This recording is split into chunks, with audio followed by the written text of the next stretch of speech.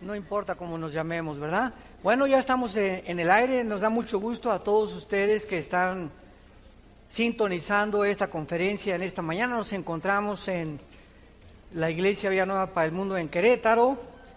Tuvimos ayer una gran asistencia, más de 600 personas a la conferencia sobre un mundo sin moral. Y pues gracias a Dios también porque podamos llevar estas conferencias en este momento a través de las redes de televisión. Estamos ya en 11 satélites, ¿se imaginan ustedes?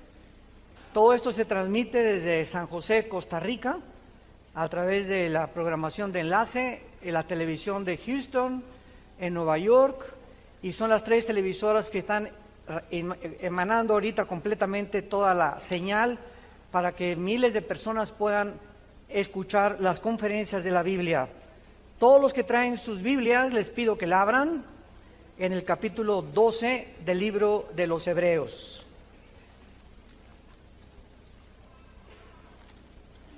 Hebreos capítulo 12. En este capítulo maravilloso del libro de los Hebreos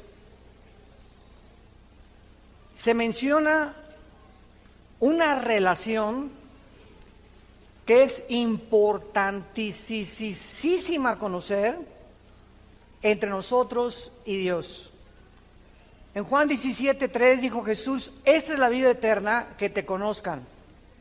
Entonces, todos ustedes que se llaman seguidores de Jesús, tienen que entender que nuestra relación con nuestro Padre tiene que ser en la santidad. Y que como hijos e hijas de Dios, Dios a los hijos que se brincan las trancas, pau, pau, pau. Y vamos a ver que es imprescindible, si tú eres hijo y si tú eres hija de Dios, que Dios te va a disciplinar. Y por eso se llama esta conferencia el misterio o el sufrimiento y la disciplina de Dios. Porque si tú no estás enterado de la forma como Dios nos trata, pues entonces todos los cristianos harían lo que les da la gana. Y de ahí que viene una deducción de la teología donde hermanos de nosotros dicen que la salvación se pierde. Pues porque el hermano estuvo en la iglesia hace 3 meses y ahora anda emborrachándose, y estuvo hace 4 meses o 5 meses, y don Pancho que estuvo en la iglesia, usted no dejó a su esposa, etcétera, etcétera, y te dicen perdió la salvación. Bueno, la salvación no se puede perder, sino que vamos a escudriñar profundamente la Biblia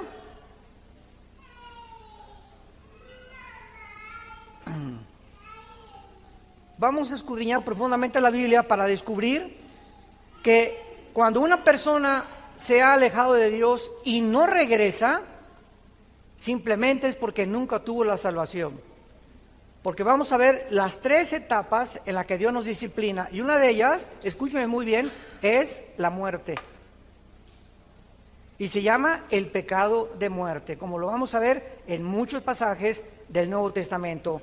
Hebreos 12, versículo 4 dice: porque aún no han resistido hasta la sangre, combatiendo contra el pecado, y ya han olvidado la exhortación que como a hijos se os dirige diciendo: hijo mío, no menosprecies la disciplina del Señor, ni desmayes cuando eres reprendido por Él. Porque el Señor al que ama, disciplina y azota a todo el que recibe por hijo. Si soportan la disciplina, Dios te va a tratar como a hijo. Porque ¿qué hijo es aquel a quien el Padre no disciplina? Pero si se les deja sin disciplina, de la cual todos somos participantes, entonces son bastardos y no hijos. Por otra parte, tuvimos a nuestros padres terrenales que nos disciplinaban y los venerábamos. ¿Por qué no obedeceremos mucho mejor al Padre de los Espíritus y viviremos? Muy bien, vamos a ver que la Biblia nos explica que todos nosotros vamos a enfrentar el sufrimiento. En su gran obra el dramaturgo William Shakespeare Hamlet escribió de esta manera como él percibía la vida. Hace muchos años, yo tenía como 18, 19 años cuando personifiqué el papel de Hamlet. Me encantaba el teatro en aquel tiempo. Y me acuerdo que todavía la partitura que yo me aprendí decía: ¿qué es más levantado contra el espíritu? ¿Sufrir los golpes y los dardos de la insultante fortuna? ¿O levantar las armas contra un piélago de calamidades y haciéndole frente a acabar con ellas? ¿Morir? ¿Dormir? No más. William Shakespeare, aunque no era cristiano, percibió la vida que ¿qué vamos a hacer cuando sufrimos? Vamos a levantar las armas contra un piélago de calamidades, vamos a enfrentar el sufrimiento, vas a enfrentar tu divorcio, vas a enfrentar el abandono de tus padres, vas a enfrentar los abortos, vas a enfrentar la vida con valor, o si no, pégate un balazo. Así lo resumió Shakespeare. Morir, dormir, o sea, si no quieres vivir y no te das cuenta que no estamos en Disneylandia ni en Reino Aventura, estamos en un mundo bien feo, donde este mundo está ocupado por el enemigo y estamos rodeados de enemigos por todos lados. No hay un solo cristiano que no tenga enemigos, y si no los tienes, no eres cristiano, porque de alguna forma te van a perseguir, o en tu familia, o tus amigos, o en la política. Cualquier cosa que nosotros enfrentemos, hay un mundo que se opone a la luz y a la verdad, lo cual nos habla la condición tan patética en la que se encuentra el ser humano. Ahora, muy bien, el sufrimiento no es inexplicable, porque cada cosa que nosotros experimentamos sufriendo tiene una razón de ser. Y vamos a comenzar a abordar esto para que comencemos con una ley bíblica que se llama la ley de la responsabilidad individual. La ley de la responsabilidad individual. La causa más común de los sufrimientos es cuando nosotros mismos nos lo causamos. Es el autoinducido. La mayoría de las personas se causan a sí mismas, por la forma como viven, muchas angustias y problemas en sus vidas por circunstancias que tú mismo has creado. Y la ley de la responsabilidad individual reconoce lo siguiente: toda decisión que tú tomes, un café que te tomes, una película que escojas ir a ver, un carro que compres, la novia, el novio que escojas, el matrimonio, todas las decisiones que tomamos tienen consecuencias, para bien o para mal. Fíjense lo que le estoy diciendo: nosotros somos responsables de todas las decisiones que hayamos tomado. Si tú te encuentras ahorita con problemas de diabetes o triglicéridos altos o glucosa elevada, es por las pizzas que te cenas. Si tú tienes problemas de hipertensión a los 45, 50 años, simplemente, ¿verdad?, es porque no has cuidado tu salud y porque comes cosas con demasiada grasa, y después vienes, hermano, póngame la mano en la panza que tengo aquí, que ya es realmente una catedral del Vaticano. Y yo siempre les he dicho, si viene un gordito a pedirme que ore por él, no oro por él. ¿Por qué? Porque Dios no es la varita mágica. Hemos creído que Dios es un mago, o el mago de Aladino, que va a satisfacer todo lo que nosotros le pidamos, porque no hemos aprendido la ley de la responsabilidad individual. ¿Quieres salud? Cuida tu comida.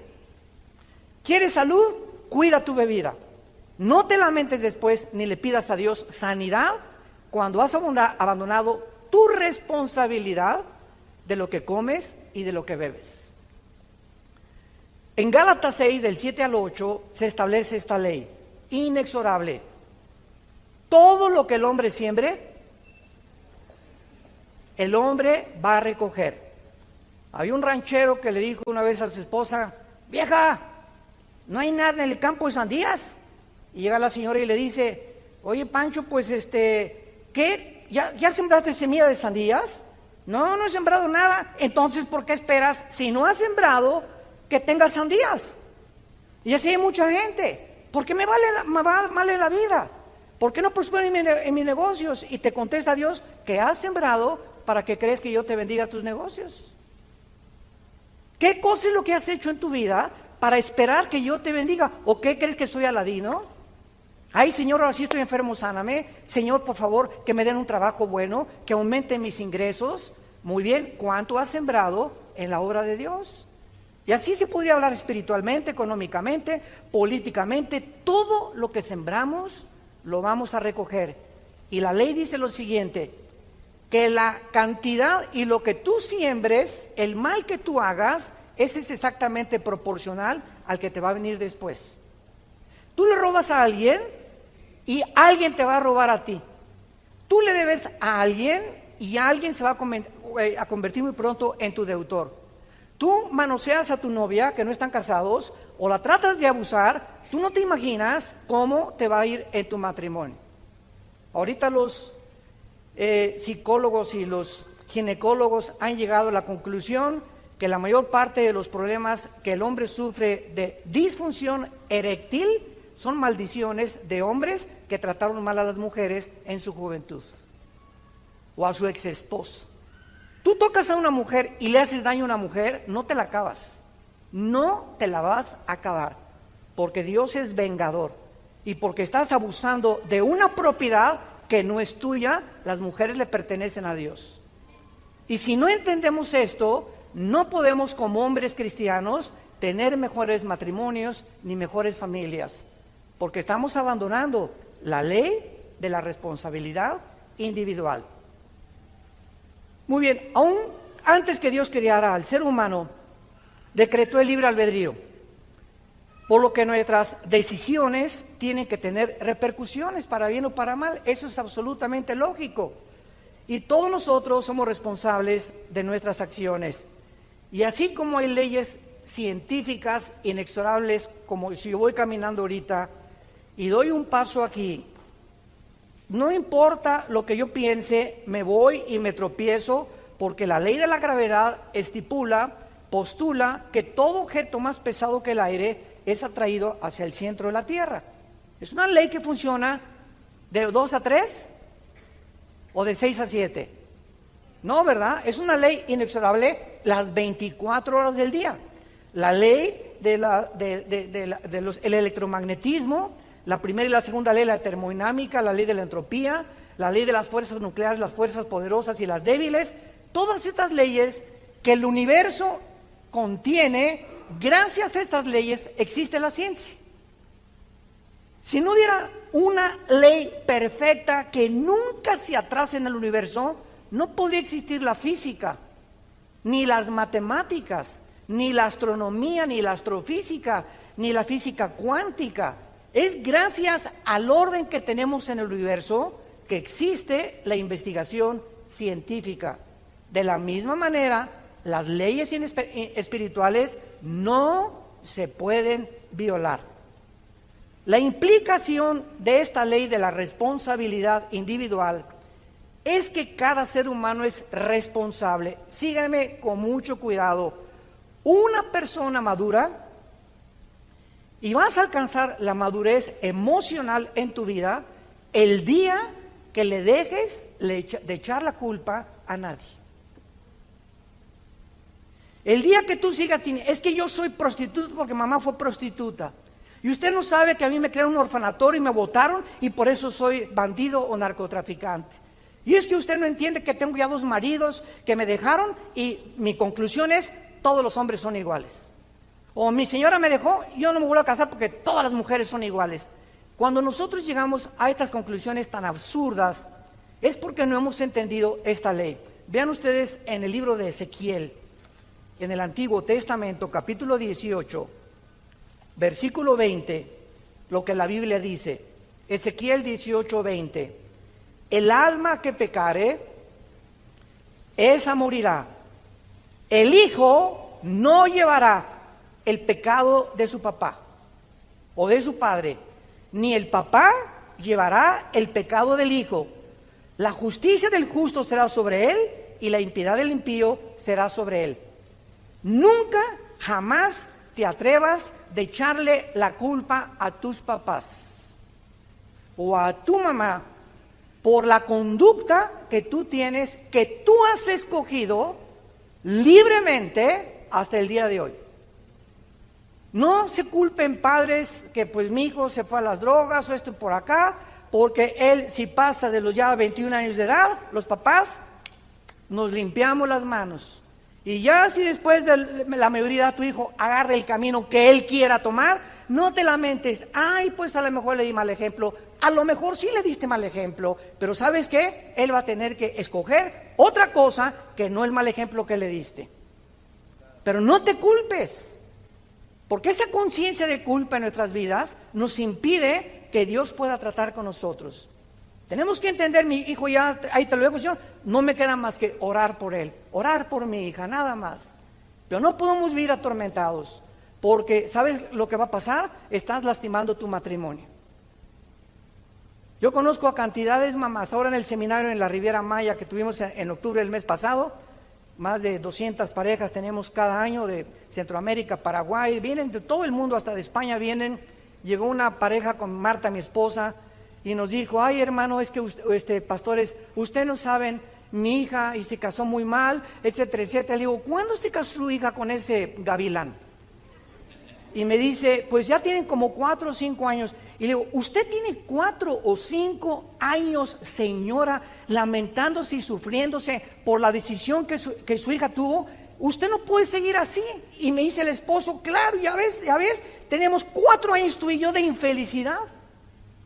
Todos los días llorando por ella y tú y yo no tenemos comunicación simplemente porque abandonó su matrimonio y se concentró en la hija que se casó con un gavilán. ¿Sabes una cosa? Déjala que el gavilán pollero se la lleve.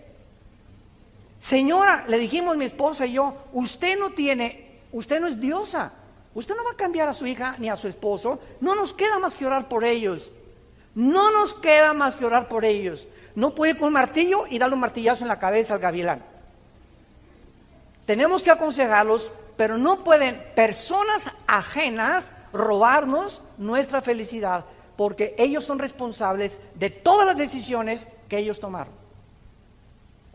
Cuando nosotros entendamos este concepto, vamos a sentir más felices al lado de Dios.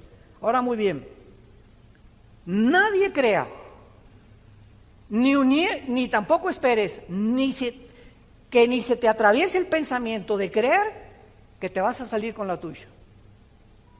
Ninguna persona que haya hecho algo va a salirse con la suya, ni tampoco escapar las consecuencias de Dios. Veamos 2 pasajes en el Antiguo y en el Nuevo Testamento. En Jeremías capítulo 16, versículo 17, dice así, Jeremías 16, 17. Dice Dios, mis ojos están sobre todos tus caminos, los cuales no se me ocultaron, ni tu maldad se esconde de la presencia de mis ojos. No hay nada, absolutamente nada que hagas encerrado en el closet que Dios no vea. Todos nosotros cuando pecamos, o como una vez me dijo unos papás de su hijo con su novia, que estaban teniendo relaciones sexuales antes de casarse. Y estos muchachos estaban en la alabanza de una iglesia allá en Centroamérica. Y cuando nos los trajeron a mi esposa y a mí, les dije a esta pareja de jóvenes, ¿saben ustedes por qué hacen lo que hacen? Porque creen que Dios no los ve. Si ustedes creyeran realmente que Dios los ve, no harían lo que hacen escondidas. ¿Y cuántos hombres, cuando se van de viaje y rentan un hotel, rentan una película pornográfica, por qué creen que la rentan? Porque creen que Dios no los ve. ¿Y saben cómo se llama esto? La falta del temor de Dios. La falta del temor de Dios, y el temor de Dios es el principio de la sabiduría. Si realmente creyéramos que Dios nos ve las 24 horas del día, no haríamos lo que hacemos cuando nadie nos ve, porque Él nos está mirando. Y el otro pasaje está en 1 Timoteo 5, 1 Timoteo 5, versículo 24 y 25, y dice el apóstol Pablo, 1 Timoteo 5, 24 y 25, los pecados de algunos hombres se hacen patentes, o sea, conocidos, antes que ellos vengan a juicio, más que a otros se les descubren después.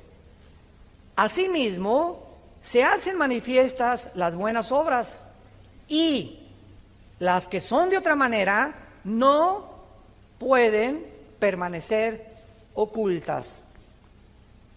No hay nada que tú hagas, en la traducción parafraseada, no hay nada que hagamos que Dios no lo saque a la luz, tarde o temprano.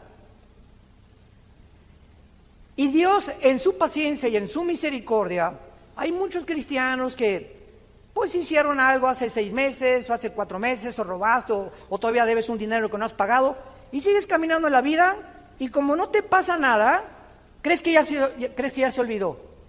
A lo mejor hasta 1 año tiene Dios de paciencia a que tú te arrepientas. Pero dice la Biblia que tus pecados te alcanzarán. Lo que tú hiciste el año que entra, o dentro de 2 años, o dentro de 3 años, nos va a alcanzar ese mal que hicimos tarde o temprano. De acuerdo a lo que hayamos hecho, no nos escapamos del juicio de Dios. Y dice Dios, te doy la oportunidad que te arrepientas. Primera de Juan 1, 8 y 9. Si confesamos nuestros pecados, Él es fiel. ¿Por qué Él es fiel? Porque hay un pacto entre nosotros y Él. Él es mi Padre. Por eso conozcamos a nuestro Dios. Él es fiel porque es mi Padre. Y además es justo, porque en la cruz su Hijo pagó por eso que yo hice. Ahora solo me pide, siendo su Hijo, que me vuelva otra vez a Él y que abandone eso que hice, que pida perdón, que restaure tal vez, si es posible, el daño que hice, pero que no me quede con ese pecado, porque el que cubre sus pecados no prosperará. Proverbios 28. Y el que los confiesa alcanzará misericordia. Entonces Dios nos da 2 opciones, hijo, hija, híncate, o dímelo tal vez hoy en la tarde que vamos a orar. Dime, Señor, estoy haciendo esto, estoy haciendo aquello, reconozco que no puedo seguir haciendo eso, y la sangre de Cristo te va a limpiar de toda maldad, y te evitas el juicio de Dios, que vamos a ver al final, que es terrible, pero no nos podemos escapar, porque es la ley de la responsabilidad individual. Regresamos a Hebreos 12, en nuestro pasaje, y veamos algunos secretos de esta forma de tratarnos. Dice el versículo 5 y 6, que no se nos olvide. ¿Qué estoy haciendo ahorita con todos ustedes? Los estoy exhortando.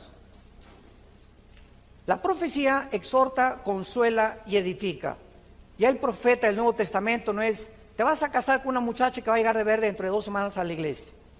O el presidente de esta nación va a hacer esto y va a salir esto y aquello. Esas profecías, ¿verdad? Siempre les he llamado yo marihuanadas. ¿De cuál fumaron? El profeta en el Nuevo Testamento, 1 Corintios 14:3, es la persona que habla para exhortar, para edificar o para consolar con la Biblia. Ya no es para el futuro, porque el futuro está completamente revelado ya aquí en los 66 libros de este maravilloso libro que se llama la Biblia.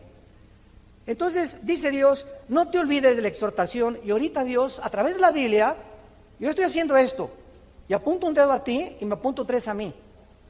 O sea, no creas que yo tampoco me escapo de esto, porque nosotros somos los primeros, a los líderes a quienes Dios nos juzga.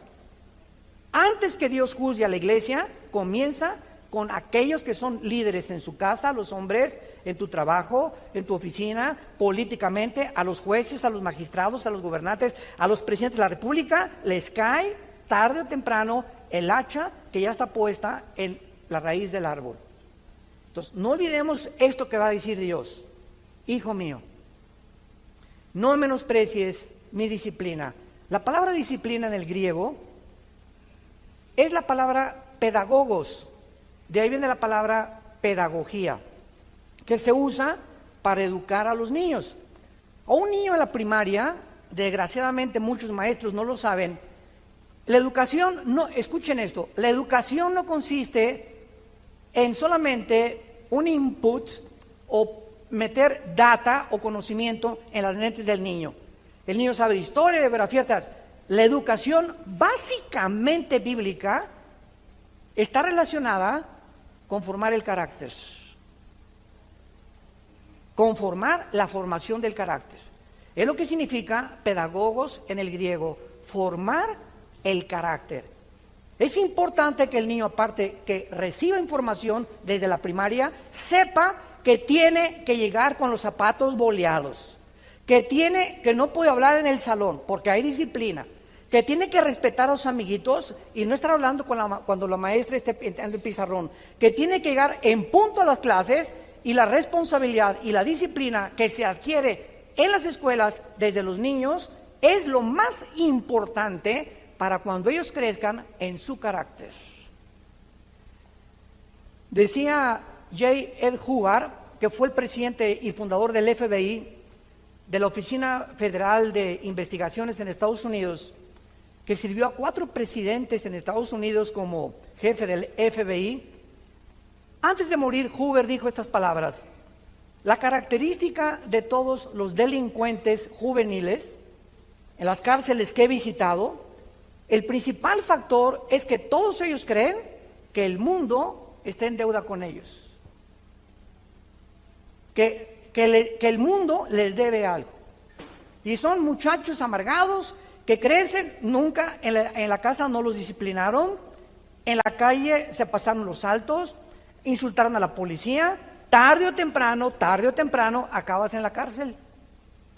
Porque vivimos un mundo con reglas y tú no puedes ir contra la autoridad porque recibe las consecuencias en tu propia vida, en tu familia, en tu matrimonio, en tu trabajo.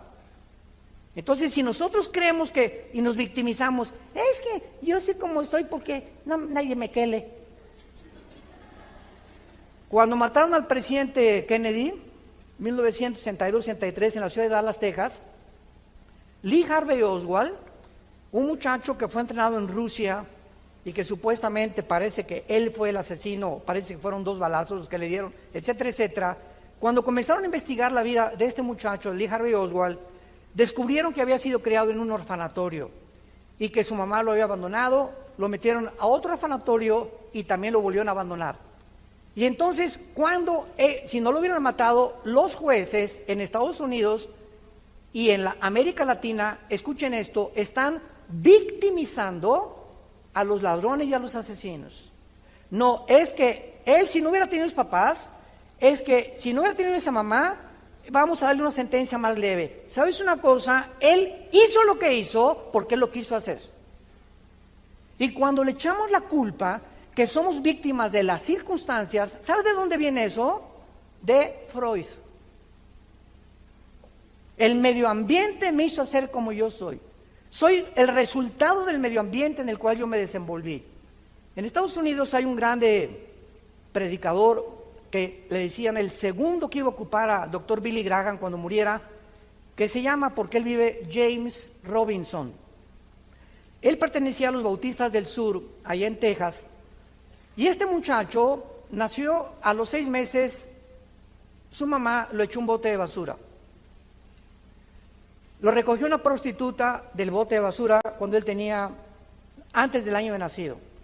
La prostituta lo estuvo criando y amamantando como 1 año y lo volvió a echar a otro basurero cuando tenía 3 años de edad. Lo recogió otra tercera prostituta. Y esta tercera prostituta lo crió como 3 años y lo internó en un orfanatorio porque declaró que no lo podía seguir manteniendo. James Robinson se creó con todos estos antecedentes en un orfanatorio y a los 16 años un pastor fue a predicar al orfanatorio y él se convirtió. y se convirtió en el predicador más grande que Estados Unidos ha tenido después del doctor Billy Graham. Ahora él se dedica a cuidar niños con su esposa que necesitan ayuda de comida en el África. Pero ahí está el resultado, que es una mentira, que tú eres lo que eres por el medio ambiente en donde tú te desarrollaste. Que tu papá le decían el Chapo de Querétaro, a tu mamá le decían la prostituta de aquí de San Miguel Allende, y a ti te hicieron lo que quisieron. Nada justifica delante de Dios lo que tú has decidido ser. Y eres lo que eres porque decidiste ser igual a tu mamá o igual a tu papá y no quisiste salirte de ese medio ambiente, porque Dios nos ofrece y nos dice que su gracia es más grande que nuestro pasado. Si lo quieres apuntar, la gracia de Dios es más grande que nuestro pasado. Ahora, muy bien, dice la Biblia que no desmayemos cuando Dios está formando nuestro carácter. Y esta palabra dice, porque Dios al que ama disciplina. Y vean ustedes la palabra que se usa a continuación en el versículo 6, y azota, en el griego es mastigo, azota al que sirve por hijo. Esta palabra azotar es ya algo físico. Dios primero nos habla esta mañana. Te estoy hablando, hijo, hija mía. Deja de hacer lo que estás haciendo. Te estoy viendo. Y te estoy recordando que no te vas a salir con la tuya. Tarde o temprano te voy a llamar a cuentas. Hazme caso, por favor. Ven a la cruz. Ahí está la sangre tan fresca como hace 2000 años para que te arrepientas. Pero si tú insistes en eso, ya no te voy a hablar porque vas a endurecer tu corazón. Y cuando tú sales por esa puerta esta mañana y tú no cambias tu actitud, ¿qué le pasa a el alma? ¿Sabes? Hace mucho tiempo yo tenía un martillo y estaba clave en el garaje de la casa de ustedes, y me salió una especie de callo aquí en la mano, y esta callosidad descubrí, me dijo un amigo, agarra una aguja y atraviesa. Le dije, no, me va a doler. No, me dijo, hazle el experimento. Y agarré una aguja y la metí en el callo, cero sensibilidad, porque el callo ya no tiene determinaciones nerviosas o articulaciones nerviosas, porque es callo. Esta palabra que se usa en la Biblia es lo que le pasa al alma. Llega un momento en que vienes a la iglesia y oyes, pero como te has endurecido tanto en tu corazón, Dios ya no te puede hablar, porque tú has decidido no arrepentirte. Entonces Dios va a tener que usar algo más drástico. ¿Y sabes por qué? Porque te ama, porque nos ama y prefiere, como dijo Jesucristo en Marcos 9, es mejor que entres cojo, ciego, tuerto, manco al cielo, a que entres entero al infierno. Es tan terrible el infierno que Cristo mencionó, que solamente el pensar que en su cruz nos libró de ese castigo es para que nosotros lo tomemos verdaderamente en serio. Ahora vamos en último lugar a ver los 3 tipos de disciplina. ¿Listos? Abróchense los cinturones. 3 tipos de disciplina. Los menciono y los desarrollo uno por uno. Número 1, disciplina de advertencia. Dios comienza siempre a advertirte. Vas en la calle y se prende una luz amarilla. ¿Qué te está diciendo el gobierno?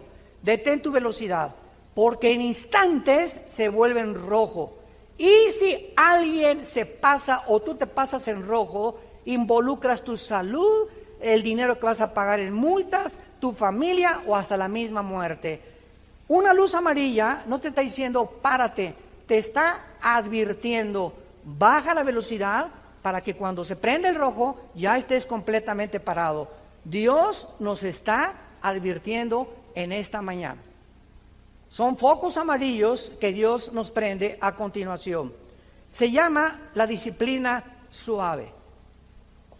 Mijito, no hagas eso, por favor. Mi nene, partiche bien, mi nene, porque si no va a verlo. Y papá, le hace pau. Pero si Pepito, ¿verdad?, sigue insistiendo, viene después el pau. No procedemos inmediatamente. ¿Se acuerdan de Apocalipsis 3:20? La iglesia de la Odisea. Muchos me han preguntado si esta iglesia era cristiana. La respuesta: no era cristiana. Increíble que de las 7 iglesias del Apocalipsis, 5 sean llamadas a que se arrepientan. ¿Y saben cómo se personifica a Cristo o cómo se retrata a Cristo? He aquí estoy a la puerta y llamo. Es la disciplina de la advertencia. Dios ahorita te está diciendo, te está tocando la puerta de tu corazón. Regresa, arrepiéntete, vuélvete a mí, te estoy esperando. Es la disciplina de advertencia. Número 2, si no oyes, viene la disciplina intensiva. Número 2, si tú ignoras, rechazas las advertencias divinas, requerirás una disciplina mucho más intensa. Por tu terquedad, por tu endurecimiento de tu corazón, vas a perder la sensibilidad a la voz del Espíritu Santo, por lo que las advertencias ya no te pueden servir. Y solo Dios lo sabe. ¿Cuántos de ustedes se encuentran en el segundo paso? En esta advertencia en la que no has hecho caso de la primera. Ahora Dios va a usar algo más intenso que te va a doler. Lo único que te puedo decir es que nos va a doler si no nos volvemos a Él. Sin embargo, como Dios tiene un plan maravilloso para nuestra vida, en su misericordia y en su gracia nos mantiene vivos. Porque nos podría llevar a casa, ¿verdad? Pero nos ama tanto Dios y es tan paciente la gracia de Dios y el carácter de Dios, que por eso estás aquí esta mañana. ¿No te has preguntado por qué amaneciste aquí? En lugar de que ahorita te hubiera agarrado un accidente y afuera un ataque al corazón, una embolia cerebral, estás aquí vivito y coleando, sentado escuchando tal vez segundo paso de la disciplina de Dios, porque Dios todavía no ha tratado contigo allá afuera. A lo mejor ustedes se encuentran en este segundo paso de la disciplina intensa, y es claro, ¿verdad?, que donde hay vida, hay esperanza. Estás vivo, amaneciste vivo, hay esperanza. ¿Por qué? Te puedes arrepentir todavía.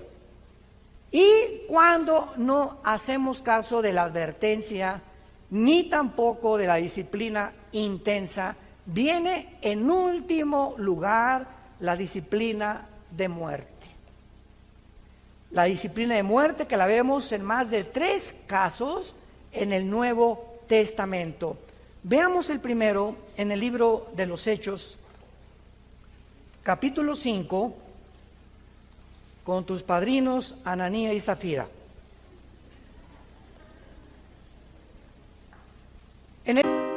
Something just to put on my mind.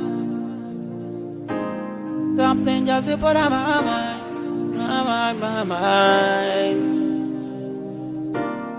Yeah, yeah, yeah, yeah. Yeah. Something just to put on my mind. Anytime I see you, you are always on my mind. But no time to talk to you. I've been thinking all night, all day, just to get attention, just to drive your attention away from my mind, just to talk to you right. You the part of my mind. You the travel so fly. Girl, I wanna make you my number one. You're gonna be one in a million. I will spend you all my billion. Yeah, you are the one on my mind, one of a kind, one in a million. Yeah.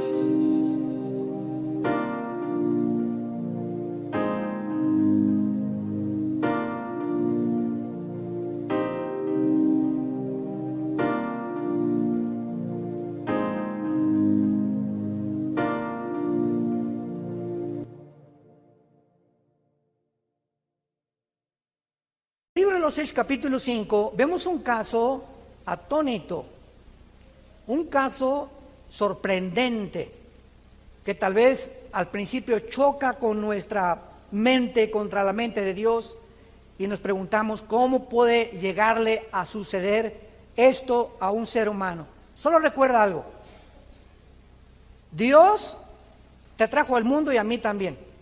Él es el creador de la vida, ¿correcto? Ok, Él como creador, en el momento que le dé la gana, de la forma que Él diseñe o como Él quiera, nos lleva a casa también. Ya sea quemado, atropellado, en la panza de un tiburón, un ladrillo en la cabeza de un terremoto, un choque, un cáncer, nos vamos al otro lado, nos tenemos que ir, otros tranquilos en el hospital, alabaré, y pum, se pintan.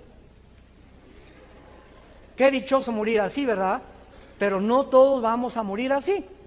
Entonces, esta es la razón por la cual tenemos que entender algo. Dios es el dueño de nuestra vida y no hay nadie que se pueda atrever a decirle a Dios, ¿por qué hiciste esto?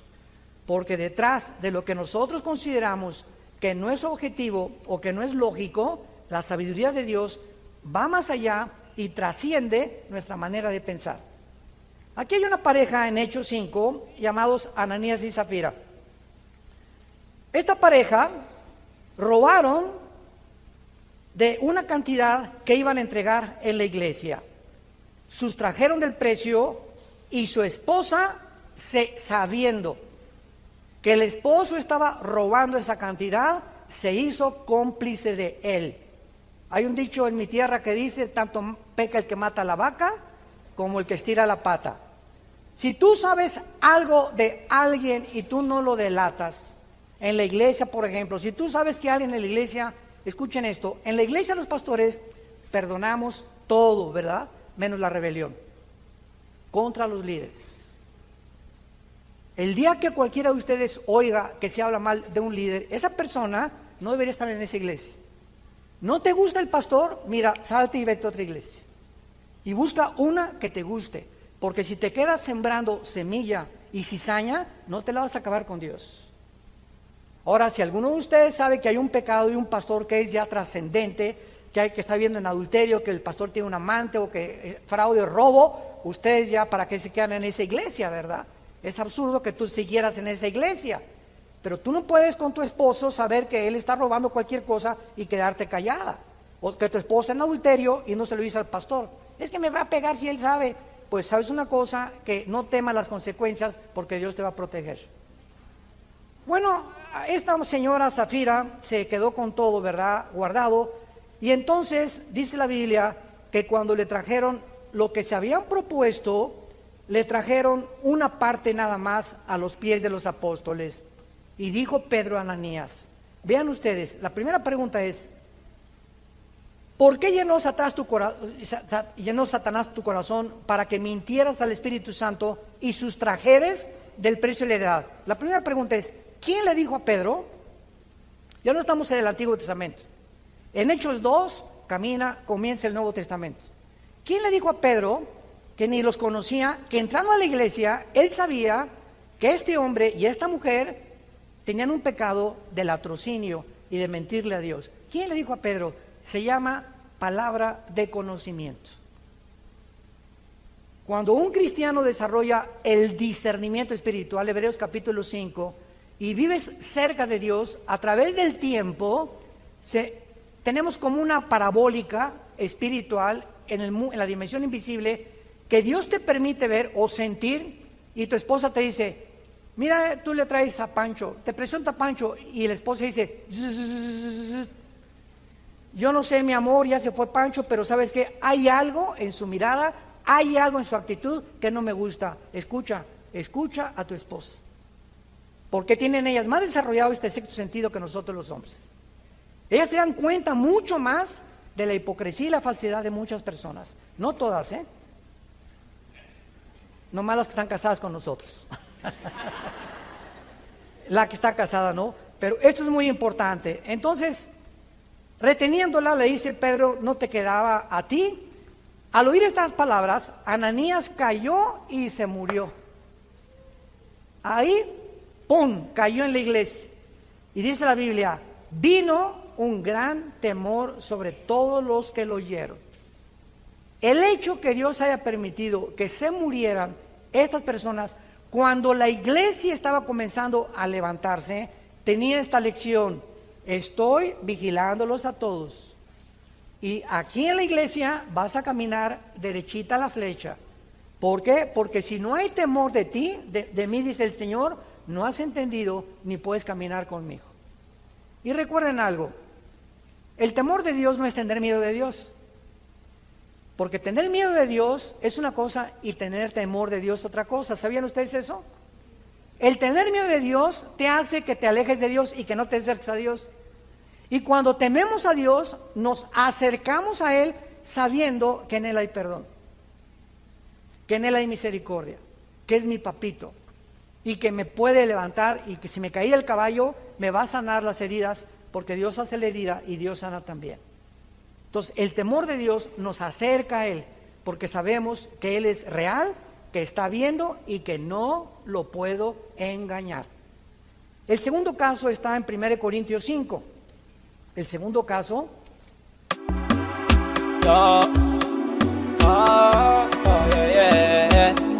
Yeah, on a slow move, just take it low.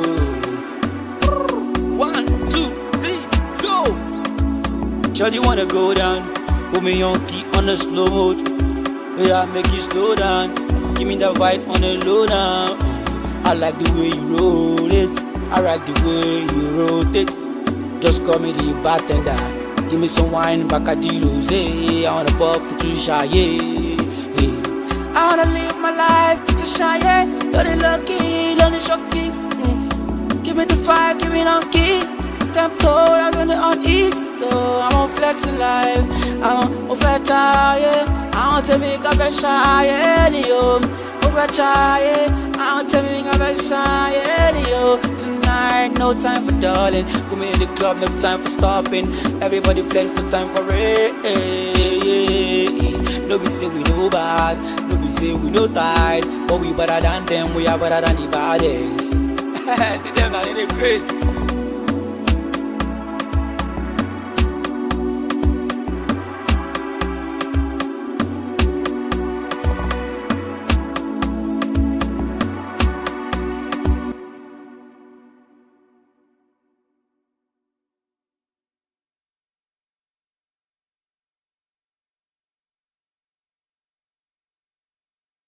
De un cristiano o de cristianos que cometieron la disciplina de muerte. En este caso de 1 Corintios 5, de cierto se oye, dice Pablo, que entre ustedes hay un problema sexual. Se tradujo con la palabra porneia, de ahí viene la palabra pornografía.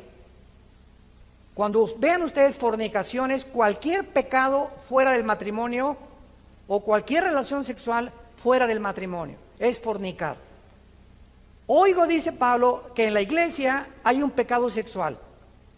Y este pecado sexual ni siquiera se nombra entre los gentiles, tanto que alguno tiene la mujer de su padre. O sea, este muchacho se estaba metiendo con su madrastra. Increíble. Y los líderes lo sabían, los pastores lo sabían. Entonces, ¿cómo podía Pablo permitir esto? Y dice el versículo 2, ustedes están envanecidos, no debieran haber quitado de en medio de ustedes al que cometió tal acción. O sea, en este momento requiere que la persona que está así y no se disciplina, salga de la iglesia. Ay, falta de misericordia. No es una misericordia santa. Porque mucha gente cree que la misericordia es, ay, me pegó mi esposo, me quiero aguantar porque me dijeron las hermanas que me aguantara de todo. Esa no es una misericordia santo, esa es mansedumbre. Ninguna mujer puede permitir que su esposo la toque. Es que la hermana me dijo, habrá sido la madre Teresa. Pero no eso no dice la Biblia. Tenemos que entender la disciplina de Dios. Total que ya Pablo les manda el juicio, versículo 5, el tal se ha entregado a Satanás. Qué feo, ¿verdad? Este muchacho que se ha entregado al padre y al príncipe de este mundo, al que tiene el derecho de la muerte, para destrucción de la carne, o sea, para que muera físicamente, a fin de que el espíritu sea salvo en el día del Señor. Este muchacho era cristiano. Y a pesar que vivía en ese pecado, no había más que llevárselo al cielo antes de tiempo. Pero él no podía perder la salvación porque era hijo de Dios. Dios prefirió llevárselo a que siguiera teniendo problemas sexuales en la iglesia. El segundo caso está aquí en Corintios capítulo 11. 1 Corintios capítulo 11 es el tercer caso. Y en este caso, en el versículo 27, está relacionado con la cena del Señor. 1 Corintios 11, 27. De manera que cualquiera que coma este pan o beba esta copa del Señor indignamente será culpado del cuerpo y la sangre del Señor. Por tanto, pruébate cada vez que tomas el pan en la cena del Señor y bebes la copa. ¿Por qué? Porque el que come y bebe indignamente, sin discernir el cuerpo del Señor, juicio come y bebe para sí. Por lo cual, o sea, porque había cantidad de cristianos ahí en Corinto que tomaban la cena del Señor como si fuera una concha. Hay muchos debilitados y muchos, no oigo, duermen. Muchos estaban muriendo en la iglesia porque estaban cometiendo el pecado de muerte. Beber cuando tú tienes la cena del Señor y no arrepentirte, te lo suplico, te lo ruego, hermano, hermana, no tomes la cena del Señor. No la tomes. No te atrevas a hacerlo. No te atrevas a hacerlo. Ahora, si no te atreves a hacerlo, es porque tu pecado está escondido y no te quieres arrepentir. O sea, ¿cuál es el propósito de la cena del Señor? Que nos da la oportunidad de Dios. Una vez al mes, no sé cuántas veces al mes toman aquí la cena del Señor. Nosotros casi siempre una vez al mes. Nos da la oportunidad de Dios, una vez al mes, de reconciliarnos con Él. Y cuando tomo la cena del Señor, le estoy diciendo, Padre, no tengo pecados escondidos.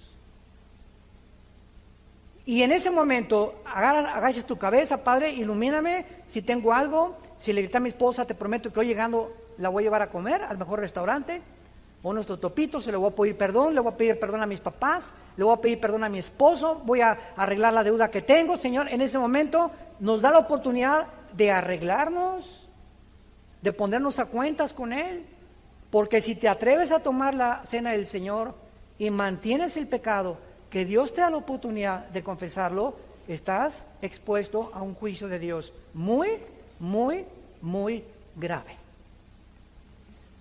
En cuarto lugar, en Santiago capítulo 5,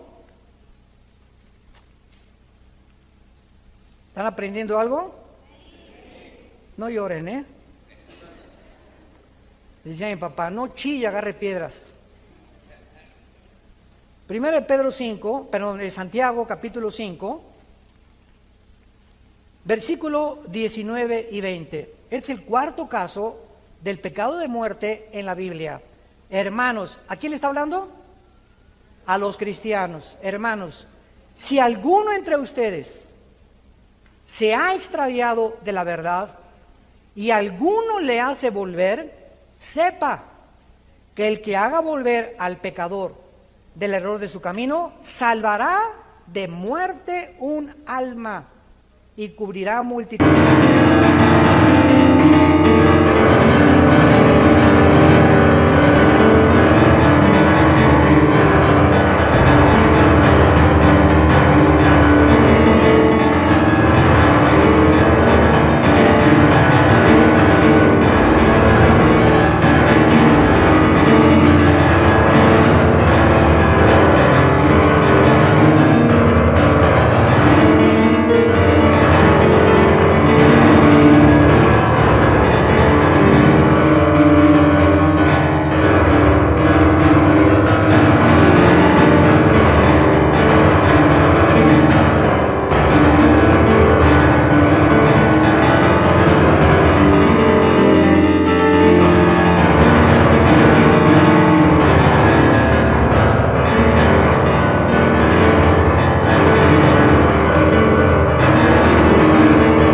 Pecados. En este cuarto ejemplo, si tú ves un hermano, anoche don Pancho lo viste ahí gritando en el Zócalo con una de Tequila Cuerpo, viva Emiliano Zapata, y tú te acercas hoy en la mañana, temprano, don Pancho, anoche te vi que estabas, pero te iba a decir presta para que andemos iguales, pero estabas hasta acá, ¿verdad? ¿Sabes? No puedes tú vivir así, o estoy viendo que estás viendo a mujeres que no son tu esposa, hermano, y tú eres cristiano. Mira, Juanita, sé que te estás acostando con tu novio. ¿Sabes una cosa? No hagas eso, no busques que Dios te tenga que juzgar. Si tú tratas y logras convencer a una persona cristiana o un cristiano de que no siga haciendo lo que está haciendo, vas a tener bendiciones tremendas de Dios y vas a evitar que esa persona se muera antes de tiempo. Estás hablando de muerte, y es muerte física, porque es cristiano, no puede perder la salvación. Y el último lugar lo confirma ya el más grueso de todos y el más grave de todos, 1 Juan capítulo 5. Este es el más terrible y también requiere de una exposición teológica. 1 Juan 5, versículo 16. Si alguno viere cometer a su hermano otra vez pecado que no sea de muerte, ahí ya lo explica el apóstol Juan, pedirá y Dios le dará vida. Ahora Juan explica que hay pecados que merecen la muerte y hay pecados que no merecen la muerte todavía, porque no se encuentran en la tercera etapa. Y dice así, esto es para los que cometen pecado que no sea de muerte. Hay pecado de muerte por el cual yo digo que no vuelvas a pedir por él. La pregunta es la siguiente. No sé cuántos de ustedes, pero creo que todos los cristianos necesitamos tener listas de oración. Yo todos los días con mi esposo oramos por México, por el gobierno, por el presidente de Estados Unidos. Tengo amigos que quiero que vengan a Cristo. Un muchacho que está pretendiendo a mi hija Salem, oramos por él, mi esposo y yo, que Dios lo traiga a la cruz, etcétera, etcétera. Y de repente hay personas que las cuales mi esposo y yo estábamos orando, que ya dejamos de orar por ellas. Y de repente le digo, oye, tenemos ya 3 meses que no oramos por Pancracio. Y sabe una cosa, que el Espíritu Santo es tan tremendo que cuando tú estás orando por alguien y esa persona, Dios sabe que ya no se va a convertir, nos quita el Espíritu Santo el deseo de orar por esa persona. Porque esa persona, ya el juicio de Dios ha dictaminado, ha entrado a la tercera etapa, me lo llevo a casa antes de que el Evangelio sea blasfemado. Hermanos y hermanas, en Jesucristo tenemos a un Padre que nos disciplina. Tenemos un Padre que nos ama y que dio su vida por nosotros y abrió sus brazos en una cruz, para que ni tus pecados ni mis pecados nos lleváramos nosotros, ni tuviera Dios que hacernos responsables, ni de nuestra vida pasada, ni de la presente, ni de la futura. Si confesamos nuestros pecados, Él es fiel y justo para perdonarnos, porque así lo dice el pacto que tenemos con Él. No encubras tus pecados, no te engañes. Yo te ruego, por las misericordias de Dios, que hoy que oigas su voz, no te endurezcas. Como a hijos que se os ha exhortado, Dios al que ama disciplina. Y tú tienes en esta mañana la oportunidad de venir a ponerte a cuentas con ese Dios que dio su vida por ti en una cruz. Oremos. Te damos gracias, Padre. Dios y Padre de nuestro Señor Jesucristo, por el inmenso amor que nos has tenido desde la cruz. Porque eres el Dios de paz que resucitaste los muertos a Jesús, a nuestro Señor Jesucristo, el gran pastor de las ovejas, por la sangre del pacto eterno, para que nos siga haciendo aptos a todos nosotros y nos siga capacitando para que siempre hagamos las cosas que son agradables delante de Él. Perdonando si tenemos algo contra alguien, evitando el lujo de guardar rencor contra alguien, limpiando nuestra vida de inmundicia sexual, siendo considerados y atentos con la compañera de nuestra vida, la madre de nuestros hijos, tratándola como una reina, nuestra esposa, respetando a tu esposo. Hijos, respeten a sus padres y obedézcanlos, porque es el primer mandamiento con promesa para que te vaya bien.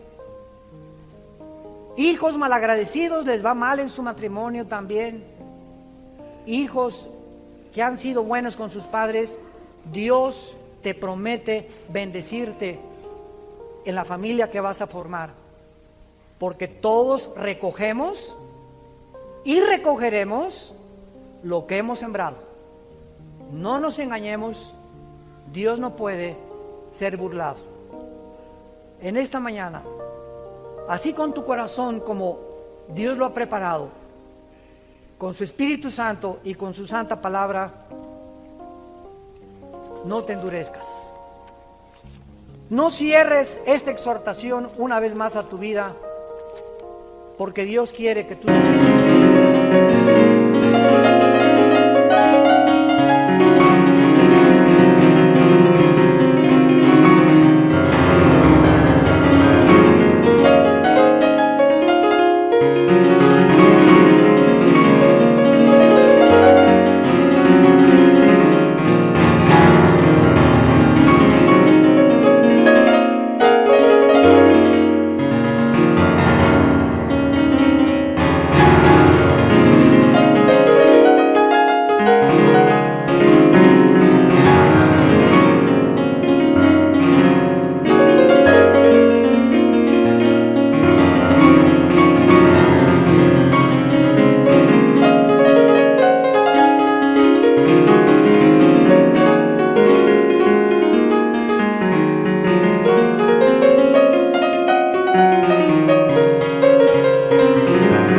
sigas viviendo, que sigas sirviéndole.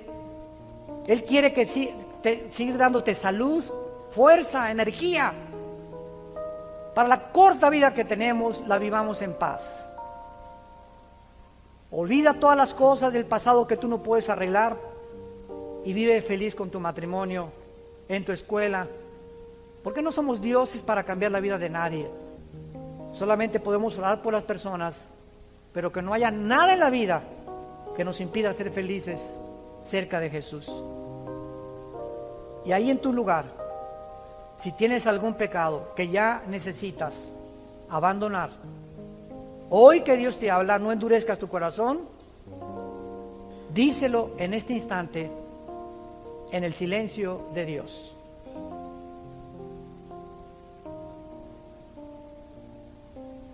Díselo. Díselo con todo su corazón. Pronúncialo y dile: en esto y en esto, Señor, estoy pecando.